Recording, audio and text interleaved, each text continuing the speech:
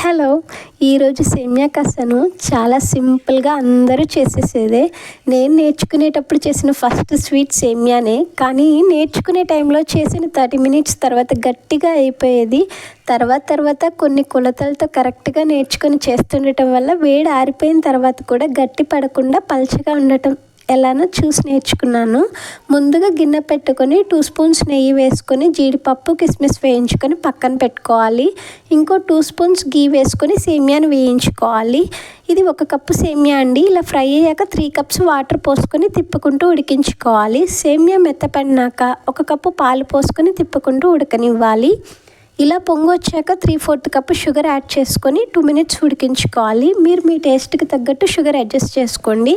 లాస్ట్లో ఫ్రై చేసుకున్న జీడిపప్పు కిస్మిస్ని కూడా వేసుకొని కలుపుకొని స్టవ్ ఆఫ్ చేసుకోవటమే, ఇంకా సర్వ్ చేసుకోవటమే అండి. ఎలాంటి అకేషన్కైనా చాలా సింపుల్గా క్విక్గా అయిపోయే స్వీట్ ఇది. వీడియో నచ్చితే